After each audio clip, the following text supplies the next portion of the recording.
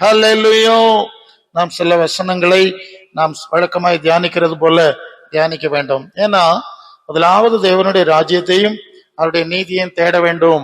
அப்பொழுதுதான் மற்ற காரியங்களில் தேவன் அனுசரணையா இருப்பார் என்பது தேவ பிள்ளைகளாகிய நமக்கு கொடுக்கப்பட்டிருக்கிற ஒரு அடிப்படையான காரியம். அதனால்தான் முதலாவது ஆண்டவருடைய காரியத்துக்கு நாம் முதல் நிலை முன்னிலை கொடுத்துதான் அடுத்த காரியங்களை செய்யறோம். இது ஆண்டவருடைய பிள்ளைகளுடைய மிக முக்கியமான ஒரு காரியம். நீங்க மற்ற மார்க்க சூழ்நிலையில இருக்கக்கூடிய சூழ்நிலைக்கு போனீங்கன்னா, இன்னும் ஒரு மருத்துவமனைக்கு போனா அவங்க அதுக்கு முன்னாலே ஒரு கோயில வச்சிருக்காங்க, பார்த்திருக்கீங்கல்ல? ஃப்ரண்ட்லயே வச்சுட்டு அதுல ஸ்டாஃப் எல்லாம் போய் அதுல அவங்களுடைய வழிபாடு செய்துட்டு தான் உள்ள போறாங்க. அது எந்த மத ரீதியில இருந்தாலும் அந்த அளவு முக்கியத்துவம் கொடுக்குறாங்க. அங்க வீட்டுல ஒரு ரூம் வச்சிருக்கிறாங்க, அல்லனா ஒரு பகுதியை அதுக்குன்னு ஒதுக்கி இருக்காங்க. அது மாதிரிதான் நம்முடைய வாழ்க்கையிலும் நம்முடைய வாழ்க்கையின் எல்லா சூழ்நிலைகளிலும் ஆண்டவருடைய காரியத்தை தான் முன்னிலைப்படுத்தி முதல் நிலைப்படுத்தி தான் மற்ற காரியங்களை செய்யணுங்கிறது கட்டாயமான காரியம். அது பலருக்கு ரொம்ப புரியாது. அதை நாங்க சொல்லி கொடுத்து அல்லது ஆண்டவர் அதுக்கு ஒரு வழியை ஏற்படுத்தி அப்படி செய்கிறதை பார்க்கிறோம். அந்த அடிப்படையில தான் மாசத்துக்கு ஒரு முறை இந்த கூட்டத்தை நாம் தேவனை மகிமைப்படுத்தவும், சாட்சிகளை சொல்லவும், வேத வசனங்களை ஆராயவும் நாம் பயன்படுத்துகிறோம். கர்த்தர் நமக்கு உதவி செய்யட்டும். ஹல்லேலூயா. கொலோசியர் 2ஆம் அதிகாரம் 3ஆம் வசனத்துல வாங்க. கொலோசியர் 2:3 நீங்க படிங்க. இயேசு கிறிஸ்துவுக்குள் வாசிங்க. 2:3 அவருக்குள் ஞானம் அறிவு என்ற பொக்கிஷங்கள் முழுமையாய் பூரணமாய் இருக்கிறது. ஆண்டவரும் இரட்சகருமாய் இயேசு கிறிஸ்துவுக்குள்ள ஞானம் அறிவு என்ற பொக்கிஷங்கள் முழுமையாக இருக்கிறது, பூரணமாய் இருக்கிறது. 2 வார்த்தை இருக்கு. ஒன்னு ஞானம், இன்னொன்று அறிவு. அது ஆங்கிலத்துல சொன்னா one is knowledge and the another one is wisdom அப்படின்னு சொல்லுவாங்க. அறிவு ஞானம் 2 விஷயம் இருக்கு. ஸோ இதனுடைய டிஃபரன்ஸ் என்னன்னு கேட்டீங்கன்னா, அனித்தியமான காரியங்களை குறித்ததான அறிவு, நாலேஜ், டீடைல்ஸ், அது சம்பந்தமான விஷயங்களை நாலேஜ் அல்லது அறிவு என்று சொல்லலாம், அல்லது எர்த்லி மெட்டீரியல் வேர்ல்டு. அண்ட் நித்தியமான மகிமைக்குரிய ரொம்ப மேன்மையானது அல்லது உன்னதமான காரியங்களை குறித்த அறிவை, அதை ஞானம் என்று நாம் புரிந்து கொள்ள வேண்டும். அப்ப 2 அறிவு இருக்கிறது. ஒன்று நித்தியமான காரியங்களை குறித்ததான அறிவு, இன்னொன்று நிச்சயமான காரியங்களை குறித்ததான அறிவு என்று நாம் புரிந்து கொள்கிறோம். இப்ப 2 கொரிந்தியர் 4ஆம் அதிகாரம் 18ஆம் வசனத்துல காணப்படுகிறவைகள் அநித்தியமானவைகள், காணப்படாதவைகள் நித்தியமானவைகள் அப்படின்னு பாக்குறோம். இதுல நீங்க எல்லாம் டீச்சர்ஸ் இல்லையா, டீச் பண்றோங்க. ஸோ அதனால கொஞ்சம் சயின்டிபிக்கா தான் நம்ம இந்த காரியத்தை நம்ம சிந்திக்கிறோம். நம்முடைய கண்ணால் பார்ப்பது, காதால் கேட்பது, நம்முடைய சென்சிட்டிவ்னால உணரக்கூடிய கன்ஃபார்ம் பண்றது அவர் பிரெயின் இல்லையா. நம்முடைய மூளை அதை ஃபைனலைஸ் பண்ணணும், அதை கன்ஃபார்ம் பண்ணணும் இல்லையா. இதுதான் ரிசர்ச்ன்னு சொல்றோம், ஆய்வுகள்னு சொல்றோம். பல விதமான ஆய்வு, ஒரு கன்க்ளூஷன், ஒரு கன்ஃபர்மேஷனுக்கு வர்றோம். இது நம்ம கண்ணாலும் நம்முடைய சென்சிட்டிவ் எல்லைக்கு உட்பட்ட விஷயம். இதெல்லாம் அநித்தியமானவைகள் அப்படின்னு சொல்லுது. நமக்கு தெரிஞ்ச விஷயம்தான். நம்முடைய சென்சிட்டிவ் ஆர்கன்ஸ், அது பிரெயினா மூளையானாலும் பார்க்கறதானாலும் கேட்கறதானாலும், இங்க கன்ஃபார்ம் பண்ணக்கூடிய விஷயம் எல்லாம் இந்த பாடி தான், பாடிக்குள்ள இருக்க சிஸ்டம் தான் ஒர்க் பண்ணுது.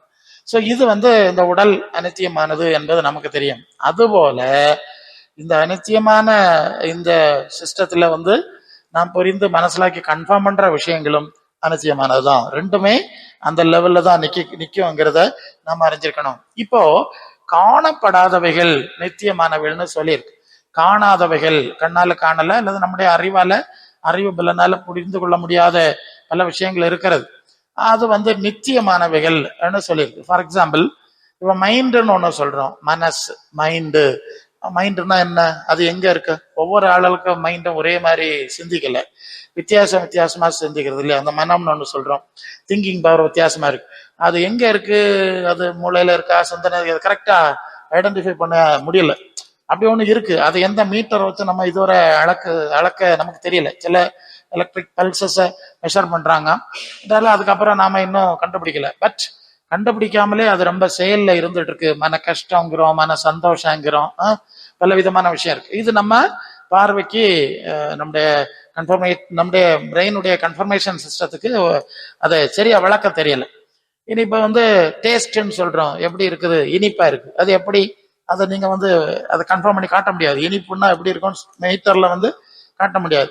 இல்லைன்னா எரிப்பா இருக்கு, அது அது அந்த சென்ஸ் உணர்வுல தான் தெரியும். அவ்வளவுதான், மற்றவங்க ஏத்துக்க வேண்டியதுதான். அதுக்கு மேல அதை விளக்கி காட்ட முடியாது. அப்ப நமக்குள்ளேயே ஒரு ஆத்மா அல்லது உள்ளான மனுஷன் அல்லது மனம் என்று சொல்லக்கூடிய ஒரு மர்மமான விஷயம் இருக்கு. அது இப்படிப்பட்ட காரியெல்லாம் செய்யுது. அதையே நமக்கு சரியா கன்ஃபார்ம் பண்ண, ஐடென்டிஃபை பண்ண நமக்கு முடியல. இப்படின்னா இன்னும் இதை கடந்து எவ்வளோ விஷயங்கள் அது காணப்படாதவைகள்னு சொல்லியிருக்கா, அவை நித்தியமானவைகள்னு சொல்லியிருக்கு. அதான் விஷயம். ஒன்று அநித்தியமானது, என்றது நித்தியமானது. அப்ப நித்தியமானவளை குறித்த அந்த டீட்டெயில்ஸை புரிஞ்சு கொள்றதுக்கு தான் ஞானம், விஸ்டம் என்ற வார்த்தை பயன்படுத்தப்பட்டிருக்கு. நம்ம அப்ப பாத்தீங்களா, நீங்க ஸ்கூலா இருந்து மெட்டீரியல் வேர்ல்டு சம்பந்தமான விஷயம்லாம் நீங்க படிக்கிறீங்க, நீங்க மற்றவங்களுக்கு படிப்பிக்கிறீங்க. ஆனா தேவன் என்ன விரும்புறாருன்னா, ஓகேப்பா இது ஒரு லெவலு, இது செய்யுங்க. அனித்தியமான உலக வாழ்க்கைக்கு அனித்தியமான உடலில் வாழும் போது இது ஒரு குறிப்பிட்ட காலம் என்ன, அந்த சிஸ்டம் என்ன வேணும், நாலெட்ஜ் இஸ் பவர்ன்னு சொல்ற மாதிரி அது கொஞ்ச காலத்துக்கு தேவைதான், அதை நீங்க செய்யுங்க, வேண்டாம்னு சொல்லல. ஆனா நீங்கள் என்னை நேசிக்கும் போது, என்னை கனம் பண்ணும் போது, நான் உங்க அறிவு கட்டாத இதை விட மேலான காரியத்தை தருவேன். இதுதான் இங்க விஷயம். எல்லாருமே காலேஜ் வச்சிருக்கான், ஸ்கூல் வச்சிருக்கான், ஆஸ்பத்திரி வச்சிருக்கான், எல்லாம் பண்ணிட்டு எல்லாம் போயிட்டு இருக்கிறான், எல்லாம் கொடி கட்டி பறந்து போட்டோ எல்லாம் போட்டுருவாங்க.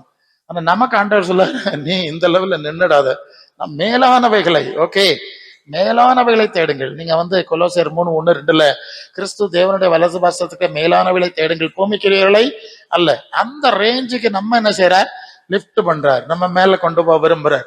அதனாலதான் இப்படி ஒரு சூழ்நிலையும் நீங்க மற்ற காரியம் படிப்பிக்கிறீங்க, இந்த சூழ்நிலையும் தேவன் நமக்கு படிப்பிக்கும்படியா நமக்கு தந்திருக்கிறார். ஹல்லேலூயா. 1 கொரிந்தியர் 2:9-10 தேவன் தம்முடையவர்களுக்கு ஆயத்தம் பண்ணினத இந்த சாதாரண இந்த கண்ணால பார்க்க முடியல, இந்த காதால கேட்க முடியல, தேவனோ அவைகளை தம்முடைய ஆவியினாலே நமக்கு வெளிப்படுத்தினார். Spirit of God, spirit of God அப்படின்னு ஒரு விஷயம் இருக்கு.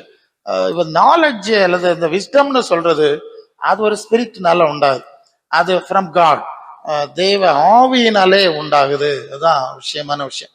தேவ ஆவியினாலே அந்த ஞானம் நமக்குள்ளே உண்டாகுது. அந்த ஆவியானவர் தான் நம்முடைய சாதாரணமா வார்த்தையில விளக்க முடியாத காரியங்களை அதையெல்லாம் புரிஞ்சிக்கக்கூடிய ஒரு திறனை கொடுக்கிறார்.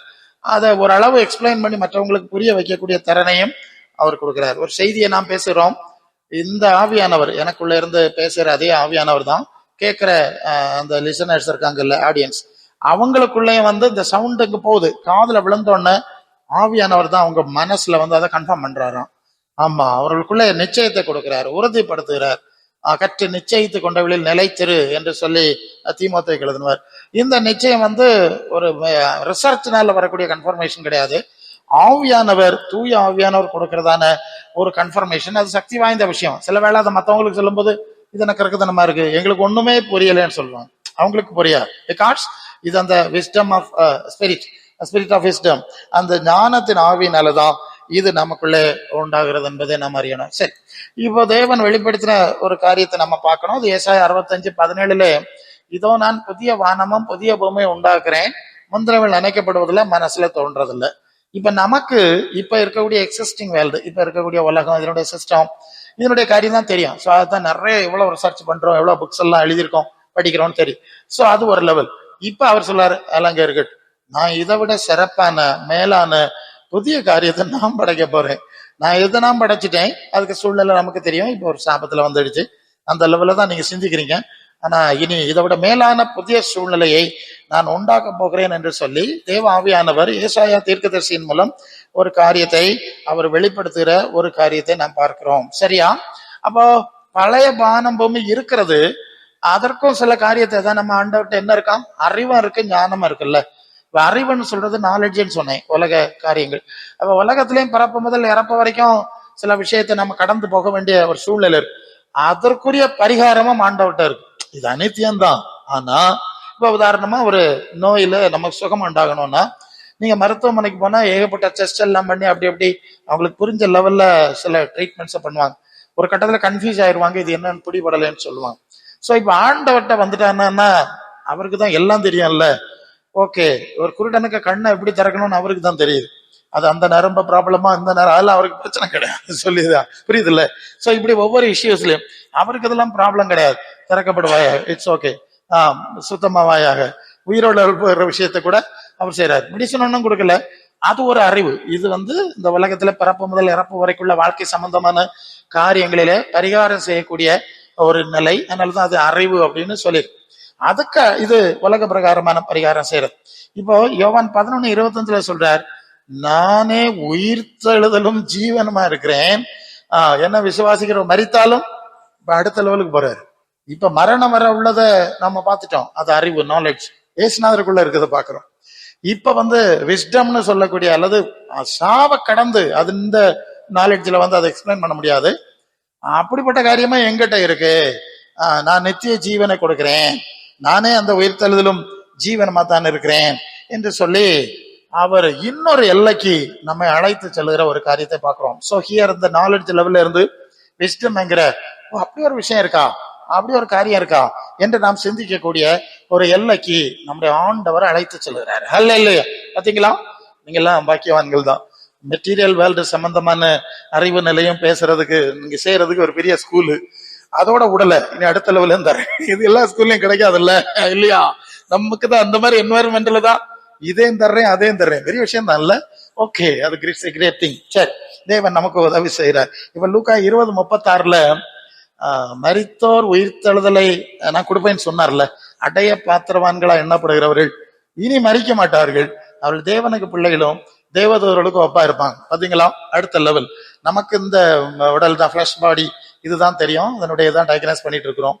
அவர் சொல்றாரு, இதுக்கப்புறம் இன்னொரு ஸ்பிரிச்சுவல் பாடி, ஆவிக்குரிய சரீரம், ஜென்ம சரீரம் முதலாவது, ஆவிக்குரிய சரீரம் இரண்டாவதுன்னு 1 Corinthians 15 நம்ம படிக்கிறோம்ல. சோ இப்படி தேவதூதர்களுக்கு ஒப்பாக as angels, ஓகே, அப்படி இருக்கக்கூடிய ஒரு புதிய உடலை நான் கொடுக்கிறேன், அப்படி ஒரு காரியம் இருக்கிறது என்று சொல்லி இன்னொரு ஆச்சரியமான எல்லைக்கு ஆண்டவர் நம்மை அழைத்து செல்வதை பார்க்கிறோம். ஆகவே அன்புக்குரியவர்களே, மெட்டீரியல் வேர்ல்டு குறித்த பல விஷயங்களை படிக்கிறோம், செஞ்சிரோம். அதுல நாம் சாட்டிஸ்ஃபை ஆயிட முடியாது, ஆயிடக்கூடாதுன்னு சொல்றாரு. சரியா? இதுல நீ திருப்தி அடைஞ்சிடாது, நான் டாக்டரேட் வாங்கிட்டேன், அப்படி இப்படி வாங்கிட்டேன், பல லெவலுக்கு வந்துட்டேன், இதெல்லாம் நீ திருப்தி அடைஞ்சிடக்கூடாது. இதெல்லாம் முடிஞ்சிடும், இதுக்கு மேல விஷயம் இருக்கு. நித்தியமான விஷயத்துல நம்ம என்ன செய்யணுமா? டாக்டரேட் வாங்கணுமா அப்படி சொல்லியிருக்கலாம். இதுல டாக்டரேட் அங்கேயும் இருக்கணும்ல, எல்லாத்துலயும் லெவல்ஸ் கண்டிப்பா, பிரைமரி ஃப்ரம் பிகினரா and then primary, middle, highest, higher அப்படின்னு போறோம்ல. சோ அதுலயும் இருக்கணும்ல. அதுதான் நீங்க எபேசியர் 4:11 கிறிஸ்துவ நிறைவான வளர்ச்சியின் அளவுக்கு தக்க பூரணத்துக்கு போகணும். எங்க போகணும்? முழுமைக்கு போகணும்ல. அதுக்குதான் இந்த கிளாஸ். மற்ற கிளாஸ் எல்லாம் அது இன்னொரு லெவலு, இந்த கிளாஸ் வச்சிருக்கு. இதுல நாம ஆர்வம் செலுத்தணும். யோவான் 14:2-3 என் பிதாவின் வீட்டுல வாசஸ்லாம் இருக்கு, இங்க இருக்கிறது நீங்க பெயிண்ட் அடிக்கிறீங்க, அங்க என்னைக்கு நீங்க பெயிண்ட் அடிக்க வேண்டிய கிடையாது. அது புதிய வாசஸ் எல்லாம் உங்களுக்கு ஒண்ணு உண்டாக்குவேன். 2 Corinthians 5:1 பூமிக்குரிய கூடாரமாகிய நம்முடைய வீடு அழிஞ்சு போயிடும். எது அழிஞ்சு போனாலும் தேவனால் கட்டப்பட்டது, கைவேலை இல்லாத, எப்படின்னு புரியல, அது இஷ்டத்துலதான் புரியணும். கைவேலை இல்லாத நித்திய வீடு பரலோகத்துல 2 அறிந்திருக்கிறோம் அப்படின்னு சொல்லி பவுல் சொல்வார். ஹல்லேலூயா. சரியா? இப்போ அநித்தியமானதுல ஆண்டவர் அற்புதம் செய்யறார், பரிகாரம் செய்யறார், தெரிஞ்சிட்டு நித்தியமானதை கொடுப்பறாருங்கிறத தெரிஞ்சிட்டு இப்ப அவர் என்ன செய்யறாரா, அந்த நிச்சயத்தை கொடுக்கிறாராம், கன்ஃபர்மேஷன். நீங்கள் அப்போஸ்தலர் 17:31 வந்தா பவுல் பிரசங்கம் பண்றார், தேவன் அறியாமல் உள்ள காலங்களை தேவன் காணாதவர் போல இருந்தார், இப்ப நீங்க மனம் திரும்பணும். என்ன விஷயம் கேட்டா, எல்லா மனுஷரையும் அவர் மீண்டும் உயிரோட எழுப்பி அவருடைய கிரியைக்கு ஏற்ப பலனை கொடுக்க போறார், சாவுக்கு பிறகு ஒரு வாழ்க்கை இருக்குது அப்படின்னு சொல்லிட்டு தாம் நியமித்த மனுஷனை கொண்டு பூலோகத்தை நீதியா நியாயந்திக்க போறாரு. அந்த மனுஷன், அதாவது இயேசு மனுஷனா வந்தார்ல, அவரை மரித்தோரிலிருந்து எழுப்பினதுனாலே அந்த நிச்சயத்தை எல்லாருக்கும் தேவன் கொடுத்திருக்கிறார். ஒரு கன்ஃபர்மேஷன். நாம ஒரு அனலைஸ் இல்லைன்னா அது மாதிரி ரிசர்ச் பண்ணும்போது ஒரு கன்க்ளூஷன், ஒரு கன்ஃபர்மேஷனுக்கு வருவோம்ல, அந்த மாதிரி இங்கேயும் இருக்குங்க. இங்கே ஒரு கன்க்ளூஷன், கன்ஃபர்மேஷன் இருக்கு. அது என்னன்னு கேட்டா, இயேசுவை முதலாவது இயேசு மரித்தவர்ல உயிரோட எழுப்பினார், லாசர் எழுப்பினார்ல. இப்பிறகு இயேசுவை தேவன் உயிரோட எழுப்பினார்ல. மூணாவது இயேசுவை கொண்டு இப்ப உயிரோட எழுப்பிட்டு இருக்கிறார்ல. சோ இதெல்லாம் பார்த்துட்டு இருக்கல, இதுதான் கன்ஃபர்மேஷன். நம்ம வாழ்க்கையில ஆண்டவர் ஏதோ ஒரு மிராக்கிள், அது அறிவுக்கும் விஞ்ஞானத்துக்கும் அப்பாற்பட்டு செஞ்சா உடனே அப்ப இப்படி ஒரு சூப்பர் நேச்சுரல் காட்ஸ் சன் தேவகுமாரன் இருக்கிறாரா, அப்படி சாவு தேர்ந்து உயிரோடு இருக்கிறாருன்னு ஒரு விசுவாசம் வருது இல்ல. உடனே தான் அந்த மேலான நிலைமை சிந்திக்கக்கூடிய ஒரு நிச்சயத்தை நமக்கு கொடுக்கிறார். அப்ப தேவன் அவரும் இயேசுவின் மூலம் நமக்கு நிச்சயத்தை கொடுக்கிறார் என்பதை நாம் அறிந்து கொள்ள வேண்டும். ஹல்லேலூயா. ரோமர் 8:25 காணாதவைகளை நாம் நம்பினோம்னா, நம்ம காணாம இருக்க காரியத்தை நாம் நம்பினோம்னா, அந்த வருகிறதுக்கு நாம பொறுமையா இருக்கணுமா. சோ இப்ப கன்ஃபர்மேஷன் வந்துடுச்சு. சோ ஓகே, கன்ஃபார்ம் ஆயிடுச்சு. இனி இன்னும் நாம அடையிற வரைக்கும் நமக்கு என்ன வேணுமோ, நமக்கு பொறுமை வேண்டியதாக இருக்கிறது. அல்லேலூயா. இங்கதான் அவசரப்பட உலகத்துல நீங்க பல காரியங்கள் நமக்கு முன்னால வரும். அநித்தியமான காரியங்கள் அதிகமா மோதி அடிக்கும் போது நித்தியமான காரியத்தை மறந்துடக்கூடாது. சரியா? இதுதான் சப்ஜெக்ட். சரியா? இவ்வளவு வந்துட்டோம். இந்த அநித்தியமான காரியங்கள் அதிகமா மோதி அடிக்கும் போது நிச்சயமான காரியத்தை மறந்துடக்கூடாது. அதுக்கு பொறுமை வேணும். என்ன ஒண்ணும் வரலன்னு சொல்லக்கூடாது. ஒரு செடியை நடுறோம், மறுநாள்லயே பலன் பார்க்கல. இந்த அது விவசாயி பொறுமையா இருக்கிறான்ல, இது மாதிரி பொறுமையோடு நாம் காத்திருக்கணும். அந்த காத்திருக்கிறோம்ங்கிற வேர்டுக்கு சரியான விளக்கத்தை எபிரேயர் 12:1 படிக்கிறோம். அது என்ன சொல்றா, விசுவாசத்தை துவக்கிறவரும் முடிக்கிறவருமாகிய இயேசுவை நோக்கி நமக்கு நியமித்திருக்க ஓட்டத்திலே பொறுமையோடு ஓட கிடணும். தட் மீன்ஸ் ஃபாலோ பண்ணுங்க. காத்திருக்கணும்னா கண்ணமடி தூங்குங்கன்னு, அதையே அதுல முழுமை அடைவதற்கு அவருக்கு பின்னால போங்க. அவர் தான் அந்த புதிய விஷயம், நித்தியமான காரியத்துக்கு ரூட் இல்லையா, வேர் இல்லையா, அடிப்படை, பேஸ்மெண்ட். சோ அதுக்கு அவரை பார்த்து அவரை நோக்கி நீங்கள் ஓடிக்கொண்டே இருங்கள். யோவான் 6:68 பேதுரு சொல்லுவார், யாரிடத்தில் போவோம்? நித்திய ஜீவ வசனங்கள் உம்மிடத்தில் தான் இருக்கு. உண்மைதான் பார்ப்போம், உம்பினால்தான் வருவோம். நீர் சொல்றதெல்லாம் நித்திய ஜீவனுக்குரியது, இங்க படிப்பிக்கிறது எல்லாமே அநித்தியமான ஜீவனுக்குரியது. அதனால நாங்க இது மேலானது என்று சொல்லி அந்த எல்லைக்கு வந்துட்டார். அந்த எல்லைக்கு வந்ததுனால அவங்க வாழ்க்கை மாறிடுச்சு. ஒரு மீன் பிடிச்சிட்டு இருந்த செம்படவன் தானே பேதுரு, அவர் இப்போ இயேசுநாதருக்கு பின்னால வந்துட்டாரு. யார்கிட்ட போவோம்? எல்லாரும் போயிட்டாங்க.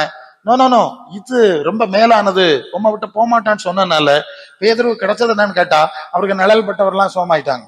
செத்தவன் எல்லாம் எழுப்பிட்டார். ஜனையாவே எழும்பி உனக்கு படுக்கை நீயே போட்டுக்க, வார்த்தை தான் சொல்றாரு. எல்லாம் நடந்துட்டு இல்ல. சோ மேலானவைகளை நாம் நாடும் போது, தேடும் போது, மைண்ட செலுத்தும் போது மேலான ரேங்க் கிடைக்குது, மேலான சில அங்கீகாரங்கள் கிடைக்குது. இல்ல, உலகத்துக்குரியதுல ரொம்ப படிச்சா உலகத்துல ஒரு பெரிய பதவி கிடைக்கும்.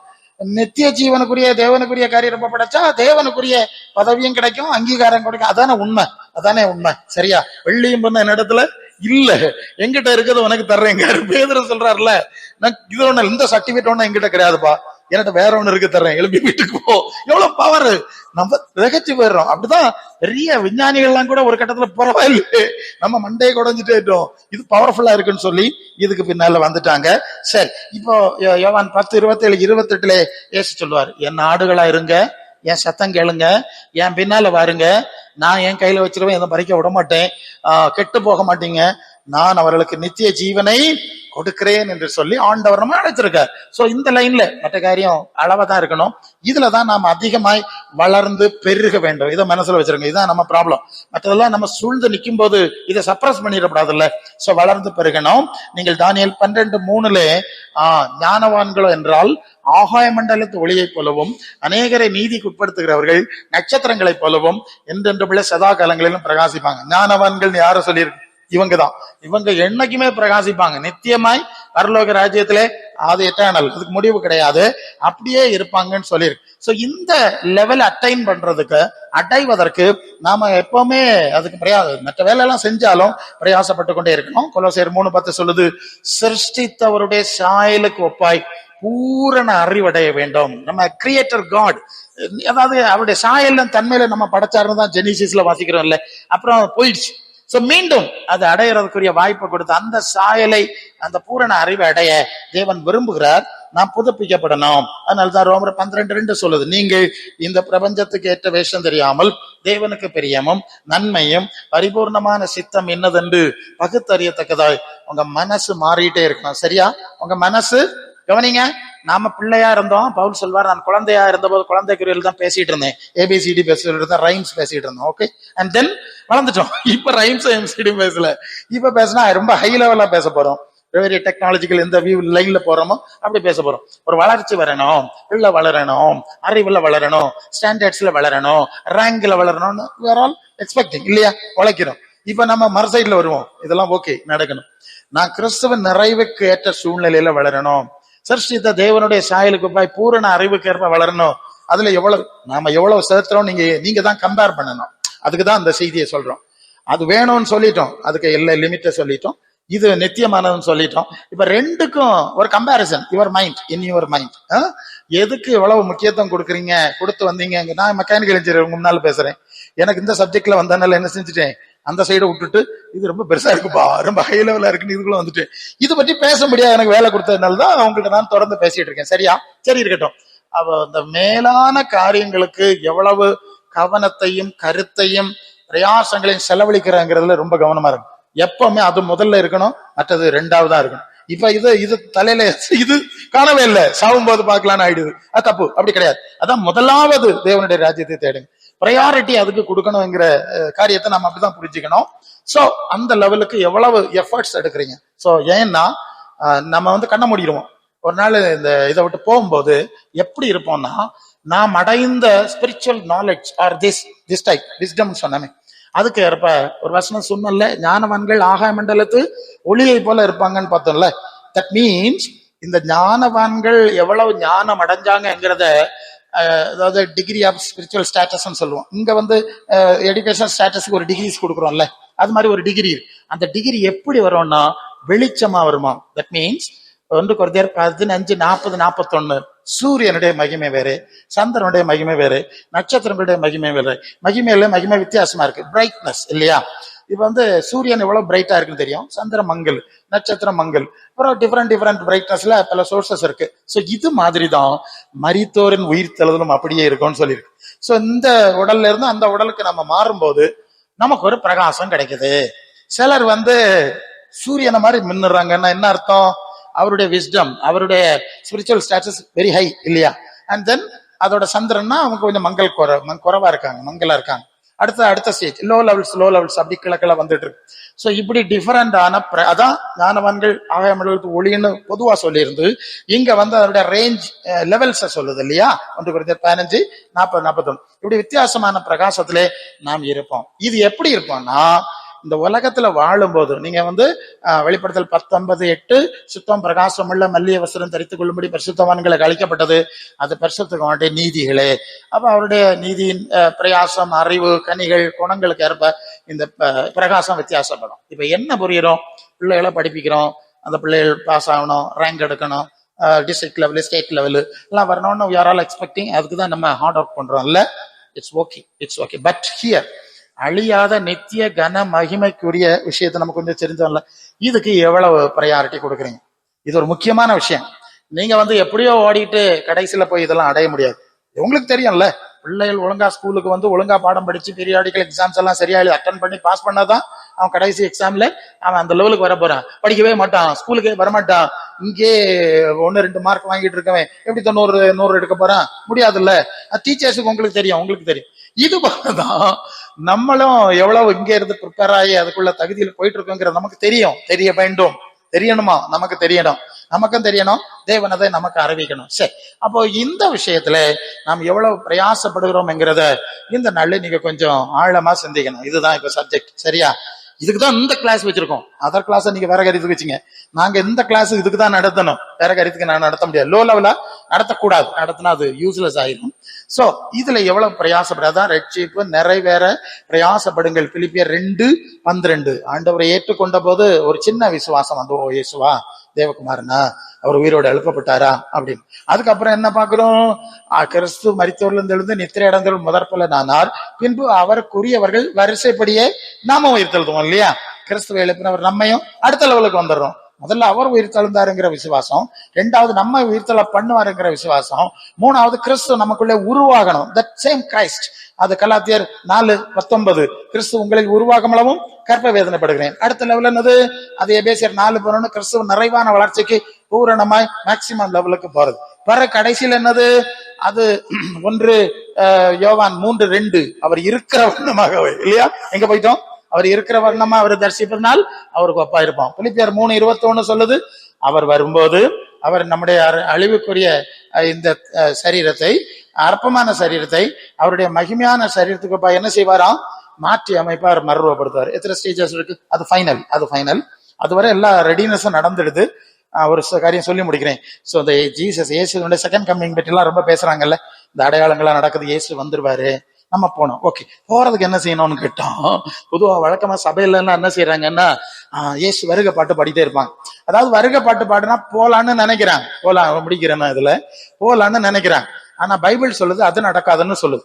நாம இவ்வளவு இங்க ஒரு தயார் நிலை ப்ரிப்பரேஷன் நடக்குது இல்ல, ஒரு ரெட்டினஸ், இது நடக்கணும். 2 கொரிந்தியர் 3:18 நாம் எல்லாரும் திறந்த முகமாய் கர்த்தருடைய மகிமையை கண்ணாடியிலே காண்கிற வண்ணமாய் கண்டு ஆவியா இருக்கிற கர்த்தரால் அந்த சாயலாகத்தானே மகிமையின் மேல் மகிமையடைந்து மறுரூபப்பட்டு கொண்டே இருக்கிறோம். Present perfect continuous tense. Now it's happening. இப்ப நடக்கிறது. சரியா? இப்படி ஒரு ப்ராசஸ் நடந்தாதான் அபவுட் 99% வந்து இன்னர் மேன், தட் இஸ் 2 கொரிந்தியர் 4:16 புறம்பான மனுஷன் அழிந்து கொண்டு வருகிறான், உள்ளான மனுஷன் நாளுக்கு நாள் புதிது ஆக்கப்படுகிறது. தட் வேர்ட் எபேசியர் 3:16 ஆவியினாலே உள்ளான மனுஷன் வல்லமையாய் பலப்பட்டு கொண்டே இருக்கணும். இப்படி வந்தாதான் தி ஃபைனல் ஸ்டேஜ் இல்லையா? அது 1% கடைசியில் இருக்கணும். இப்போ அது இயேசு வரும்போது அவரை போல மாறிடும். அப்ப இது வரைக்கும் இந்த மாதிரி ஒரு ரெடினஸ் இல்லையா, ஒரு கம்ப்ளீட் ஒரு கண்டினியூஸ் ப்ராசஸ். அந்த மாதிரி நடக்காம இருந்தா எப்படி அந்த ஃபைனல் ஸ்டேஜ் நடக்க முடியும்? நிச்சயமா நடக்க முடியாதுல்ல. இதுதான் பிரச்சனை. இதுதான் நாங்க சொல்லிட்டு இருக்கிறோம். அது எனி சர்ச்சையுமே ஓகே, பைபிள்ல சொல்லியிருக்க டாக்டரின் இதுதான். இப்பமே அந்த மனச பரல பொக்கிஷத்தை மனச பரலத்துல வைக்கணும், உன்னதங்களோடு கூட இருக்கும்படி வைக்கணும். அதுல நீங்க ஃபர்ஸ்ட் ப்ரிஃபரன்ஸ். மற்ற விஷயம் எல்லாம் தேவைதான். இந்த நாட்கள் ரொம்ப சிக்கலா இருக்கு. இந்த முதலாவது தேவ சித்தத்துக்கேற்ற மகிமைக்கேற்ற விஸ்டம் ஞானத்துக்கேற்ற காரியங்களுக்கு முதலாவது இடம் கொடுக்க செய்யும் போதுதான் மற்ற காரியெல்லாம் நான் பாத்துக்கிறேங்கிறாரு. அல்லையா? ஏன் லெவலுக்கு வர்றீங்கல்ல, இனி நீங்க அதுக்காக கிடந்து நீங்க குடைய வேண்டாம். இதுதான் பல வேளை விசுவாசிகளுக்கு பிரச்சனை. ஆசிரியர் எனக்கு சோக்கெட் கொண்டாங்கல்ல, கடன் தீரல, பட்டி சரி வரல, இப்படிதான் சொல்லிட்டு இருக்கிறாங்களே தவிர எப்ப நீ அவருக்கு கருத்துக்குள்ள வந்துரு, அப்புறம் அவர் பத்துக்கணும் செய்ய மாட்டேங்கிறான். புரியுதா? எங்களுக்கு ஒண்ணும் பண்ண முடியாம நாங்க திணறி போவோம். பல வேளை நாங்க திணறி போறோம். பல விதத்துல ட்ரை பண்ணாலும் அந்த வட்டத்துக்கு வெளியே நின்றுட்டு கொடுங்கன்னா என்ன கொடுக்க முடியும்? உள்ள வந்தாதான் அது கொடுக்க முடியும். சோ அதனாலதான் அடுத்த எல்லைகளை சொல்றோம். அது எவ்வளவு புரிஞ்சுக்கிறாங்க நமக்கு தெரியல. எங்களுக்கு சொல்லதான் முடியும், திட்ட முடியாதுல்ல, கம்பல் பண்ண. உங்களை மாதிரி எல்லாம் பெரும் பிள்ளைகளை அடிக்க முடியாது, நாங்க செய்ய முடியாது, சொல்லதான் முடியும். அப்புறம் ஒரு கட்டம் வந்தாச்சுன்னா எவ்வளவுதான் பிரசங்க யாரே வந்து இத்தனை வருஷம் நான் முடிக்கிறேன். ஒரு இடத்துல பிரசங்க முடிச்சேன். ஒரு வயசான தாத்தா வந்தாரு. கொள்ளாம்பிள்ளை நீங்க எல்லாம் சின்ன வயசுலயே வந்துட்டு நாங்க எல்லாம் ரொம்ப லேட் ஆயிட்டோம். அவருக்கு சங்கடம். நான் அப்ப கொஞ்சம் வாலிபன். இதெல்லாம் சின்ன வயசுல எவ்வளவு படிச்சுட்டே, எங்களுக்கு வயசானப்புறம் தான் இது விவரம் தெரிஞ்சது. முதல்ல தெரிஞ்சிருந்தா இன்னும் கொஞ்சம் நாங்களும் கொஞ்சம் உங்களை மாதிரி ஏதாவது செஞ்சிருப்போம். ஒரு அம்மா அது மாதிரி ஒரு சர்ச்சை விட்டு நான் வெளியே வரேன், அவங்க முதிய நிக்கிறாங்க.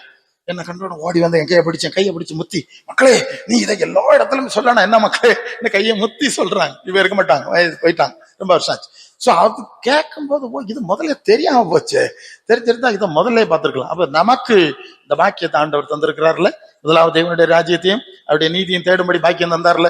எவ்வளவு தேடுறீங்கன்னு நீங்க தான் பார்க்கணும். நீங்கெல்லாம் டீச்சர்ஸ் இந்த குழந்தைகிட்ட கேட்க மாதிரி அதை செஞ்சோம் இதை செஞ்சோம் நாங்க ஆமா இம்போசிஷன் போடுற மாதிரி எல்லாம் செய்ய முடியாதுல்ல. நீங்க தான் பாத்துக்கணும் அது எவ்வளவு செய்யறீங்க, என்ன செஞ்சோன்னு. அப்புறம் எவ்வளவு செஞ்சீங்களோ அதுக்கேற்ற பலன் தான் உங்களுக்கு. அவனவன் கிரியைக்கு தக்கதான் நான் அளிக்கிற பலன் என்னோட கூட வர்றதுன்னு வெளிப்படத்துல 22:12 சொல்லிட்டார். இது யாரும் சும்மா தர முடியாது. ஏன்னா சில இடத்துல வந்து தப்பா பேசுறாங்க, இதெல்லாம் ஃப்ரீயா கொடுக்குறாங்க. அப்படி பைபிள் சொல்லல. பாவ மன்னிப்பு இலவசமா கிடைக்கும். அதுக்கப்புறம் நீங்க வளருது, மார்க் வாங்குறது, ரேங்க் வாங்குறதுலாம் உங்க பிரயாசத்தை பொறுத்து தானே. ஸ்கூல்ல அப்படித்தானே செய்றீங்க. நீங்க இங்கேயே படிச்சுட்டு வாழ, ஒழுங்கா பரிச்சை எழுதிட்டு வா, உனக்கு கள்ள மார்க் போட முடியாதுன்னு மாத்தி மாதிரி என்ன ஸ்ட்ரைட்டா சொல்றாங்க. நம்மளே கள்ள மார்க் போட மாட்டேங்கிறோம். நீட்டா அதான் என்னமோ குடஞ்சிட்டு இருக்கிறேன் இந்த மண்ணில கொண்டு வைக்கிற விஷயத்துக்கு. அப்ப பரலோகத்துக்கு போற விஷயத்துக்கு அவர் என்ன செய்வாரு?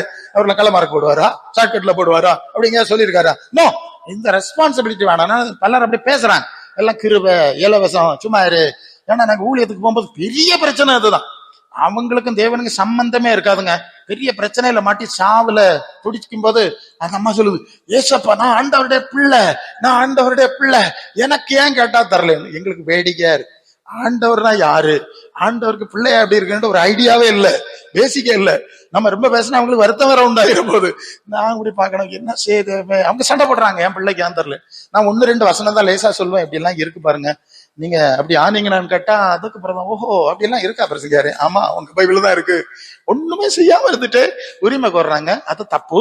எப்போதுமே மைசெல்ஃப் நான் என்ன வச்சுதான் சொல்றேன், அது கற்றது கைமண் அளவு கல்லாதது உலகளவுன்னு சொல்றாங்க. எல்லா உலகத்துல எல்லாம் தெரிஞ்சவன் நீங்க நினைச்சா அவ்வளவுதான், ஆஃப் ஆயிடும், growth அங்கே ஸ்டாப் ஆயிடும். ஒன்னும் தெரியாதுன்னு சொல்லிடுங்க.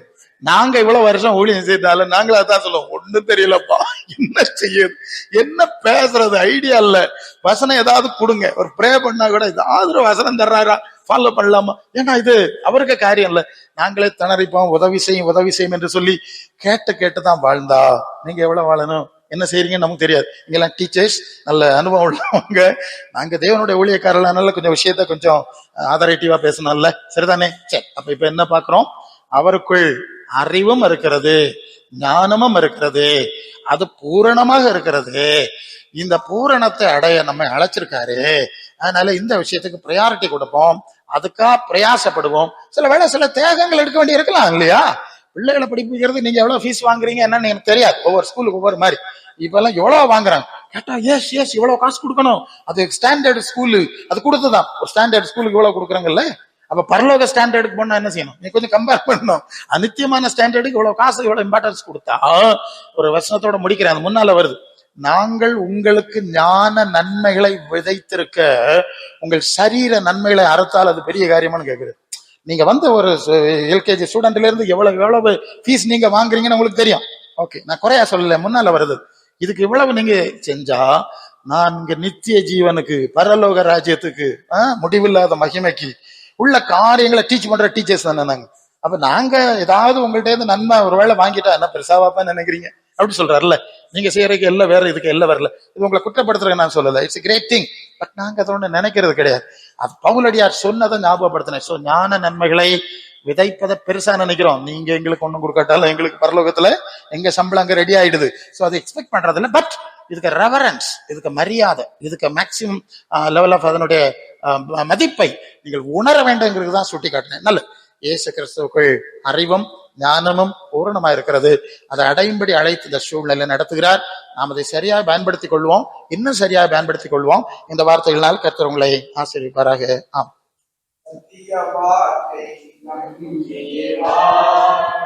நித்திய ஜீவன் உனக்களிப்பார்.